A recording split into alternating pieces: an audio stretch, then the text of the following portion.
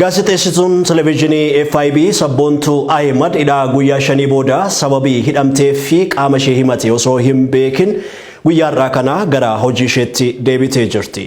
Sabboontuu Ahimad as istiidiyoo biratti argamti. Ishee waliin turtii gabaabaan taasisaa nu hordofa.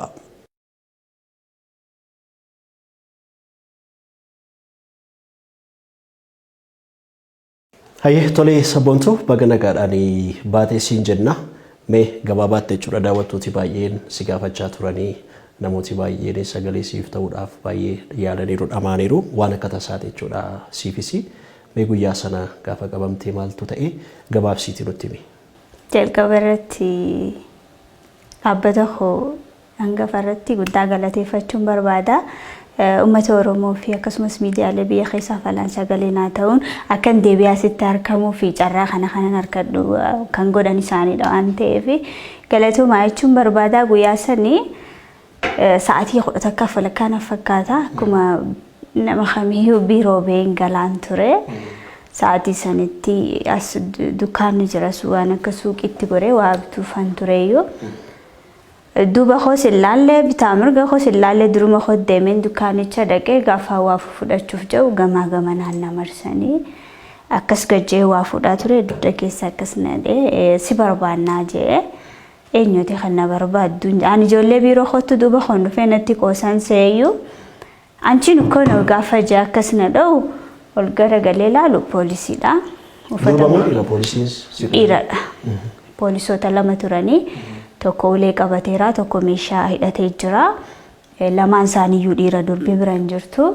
Isaan harkaa qabu narkaatti lafa kaa'ee tanna hin falligishalleen jedhee si waliin deemuu koo duratti ati eenyudha maaliif na barbaaddeen jeeni ani poolisiidha saajina baluun jedhama afaan Amaaraatiin kan inni natti himee achittis ergachi nageessanillee afaan Oromoo akkan dubbadhuuf carraa naaf hin laanne. Ani hedduu hin danda'u afaan Amaariffaa dubbachuu haa ta'u garuu hamman dandeetti nan gaafadhe ID isaanitti argisiisuu yaalee gara dubbiititti gore sana booda. Waraqaatti si qabal fidanii dhufu. Waraqaan qaba. Gaafadheerallee waraqaa mana murtii qabdaa jennaani xiyyaaqee attaabishinaan jedhe afaan Amaaraatiin. Gaaffiin baay'isiniiti deemsi hin janneerra deemi waajjira as muuziqaa safarii bakka jedhamu. Labuutii barbaadamtaa waajjira poolisii deemtaa achi dhattee gaafattaa deemii jee. Achi booda deemuu nan didanii bitaa mirga gaa namoota beekuun lallaaluu jalqabee sana booda indaalmataa shinaan jee. Odiddee baxiffi noomaa cawlish jedhe. Higgi እንደዚህ ነው እንደሚለውን ጀይን afaan Amaaraatiin. Naanni tokko achi siqee meeshaa natti qabatee bakka meeshaa nyaachifate natti qabateennaa.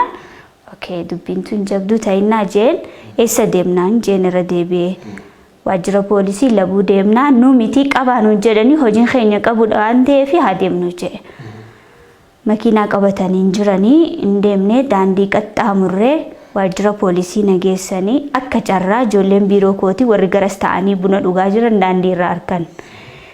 Inni disheen duubaati erga naqabanii deemaa turre harkites jirti walitti dhufanii otuu isaan hordofuu baatan isaatii sanitti isa kana geessanuun beekuun ture sana booda waajjira poolisiitti baajaajii dhaabsisanii osoo deemaa jirru namni biraa keessa jira baajaajii keessa fuulduraan duubaan duwwaadha. Achi booda nama tokko buusanii kan biraa dura galee anaa fi isaan duuba gallee if jidduun akaa'anii waajjira poolisii sana dhannee jechuudha. Inni erga waajjira poolisii dhannee namni akka tasaafariititti keessa seene sun qaama biraatee argame. Nan sakattaame nan gale keessa gaafa nan sakattaaris maal fiddee dhuftee nan boorsaa baneen tarkisiise seennee sana booda taayinaan jedhan. Nan taa'ee taa'u koo dura maaliif akka na barbaadan natti himaa gaaffii jiru dhiyeessee fi irra deddeebiin gaafan gaafadhu arfash qucci bayii naan jedhan. Calliseen taa'ee jidduutti namichi uffata kofiyyaa uffatee jira maaskii uffatee jira harki isaa mul'atu ija haga kana qofa mul'ata. Shurraabii adii uffatee inni wayyaa sibiilii uffatu jechuudha. Inni wayyaa sibiilii uffatu. Seenee bakka an taa'aa jirutti dhufee simishin nigariinyi naan jedhe. Lamin nagraallee hin jedhe afaan Amaaraatti deebisee adisee maafa sitti maa. Namni qaama seeraa ta'e isaanidha. Maaliif akka na fidan isaantu natti himuu qaba isaantu na gaafachuu qabaati maalidhaan jeen. Zimba ijeet kaameraa kiisii keessaa baafatee suura na kaasuuf jedhe. Hamma hin danda'e akka suura nan kaasne seera kee godhii jechaanan ture nan dhageenye booddeerrallee akka na dha'uu ta'e ijoolleen qaama seeraa ta'an immoo achi kan jiranii seerri akkasiin jedhu jaanii akkanarraa dhorkuu ta'an. Bilbila kee fidii jee bilbila koo immoo ati qaama seeraa miti uffata seeraa uffattee jirtu ID keenatti narkisiisne hin kennuun jeeni.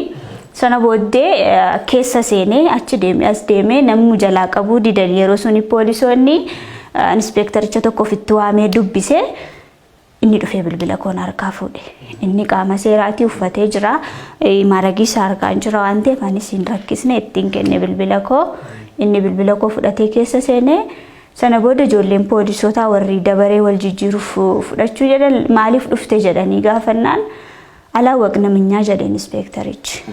Atoo naan hin gaafatin እኛ አላወቅንም አመጧት ገና አልተጣራም ጀ ዋለቲ ቀበምቲ አላወቅን ከነቀበ ገሩ ፖሊሲ ሳኒት ማሊፍ አከን ቀበመ ሳኒም ቤከን ሰነ ቦዛ እኒ ሱኒ ብልብሊ ኮ ergana rafu dame maqabu ko barreeffate lakosa bilbila ko barreeffate deemisokke achi keessatis maaliif akkan qabame ijoolleen warri miidiyaa irratti na beekan gaafii baay'isanii ennaan deemisokken achumaan achi buutee ta'e dabaree wal jijjiiranii kan biraatti dhufe inni dhufe afaan Amaaraan beeku gaafan gaafii gaafa dhunaa rabsuu achi keessatti jechoota taanii fayyadamuun jechoota nama qaama seeraarraa eegamu miti nam karaarra deemu iyyuu callisee siin hin jenne namti seera kabachiisu namni tokko seera kabachiisuudhaaf seera kabajuu qaba daddarbaa dubbatee nan callise sana booda gaafiin kun ni jalqabaas deebiin harkanne waan ta'eef booddeerra keessa nagalchanii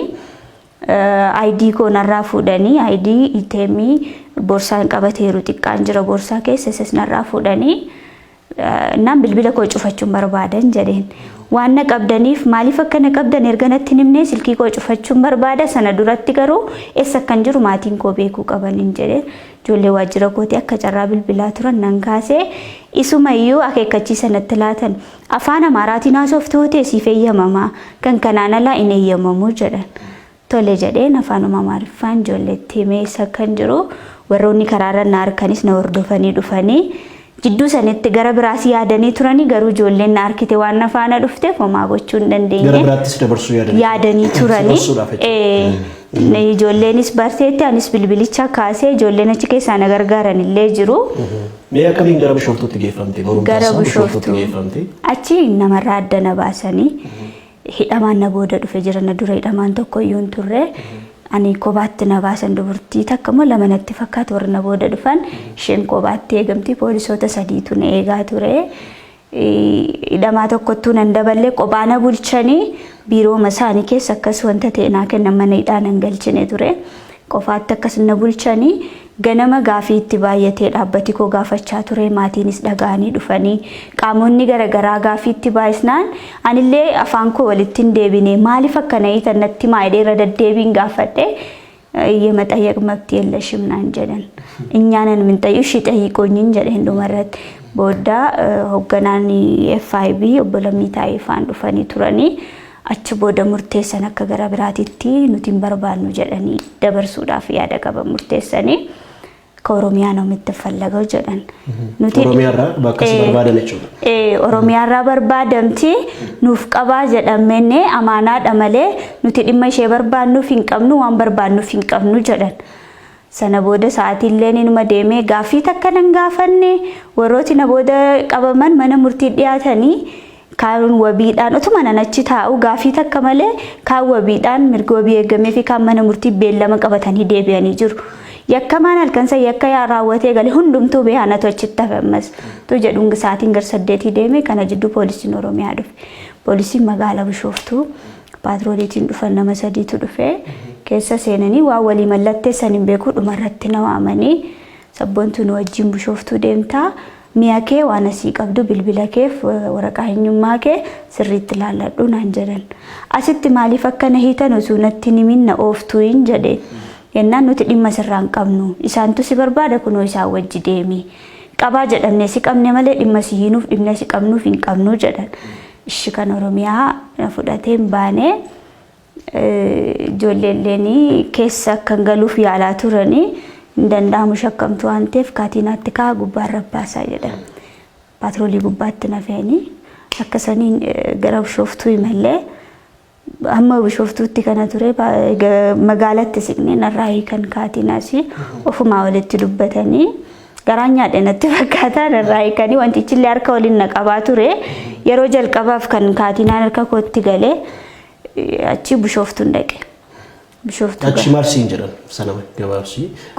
Bishooftuutti qajeelcha nageessanii aanaa tokkoffaa jedhamanitti fakkaate qajeelcha dhaqee kumaandaricha maqaasaa gaafachuufis eeyyamamaa miti akka seeraatti illee barreeffamee hin jiru isa duratti maaliif hidhamtee naan jedhe anaafuu gaaffiidhaan jedheen isintu na hidhe waan ta'eef maaliif akka na hiitan natti achas deebisanii si gaafatan hin beekuun jedhe waan hidhameef dhuguma hin beektu jedhe hin beekuun jedhe jidduutti eessa dhalattee Harargeetti dhaladheen jedheen poolaayitumaan na gaafachaa ture kanatti Harargeetti dhaladhe Harargee ganda kam akkas jedheen tiime namootatti bilbilaan achuman taa'aa ture maal akka yaade bilbileen beeku gaafiin gaafatu hin jiru nama akkanaa ni beeytu ni beeyna abbaa koo gaafachaa ture hojjetaa mootummaa ture waajjira kana hojjetaa ture deebii jedhu kanuma ana biraa harkate achiis harkate sana booda maaliif shakkamte maaliif isin bira dhufte jedhanii gaafii achi dhiyeessaniif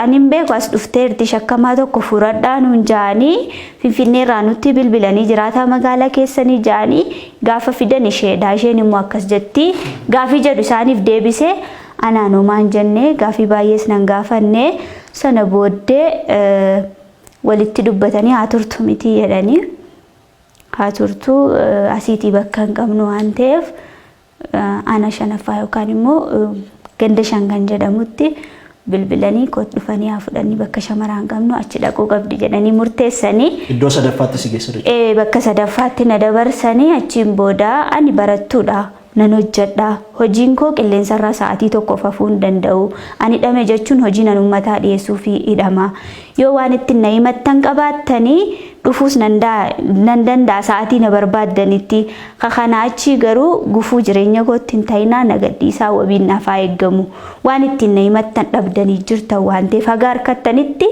nan hidhinaan jedheen deebii tokko naan laanneen callisanii poolisiin na fudhatee sokkee mana hidhaa na galchan jechuudha. Mee akkamitti baate nutti meeti?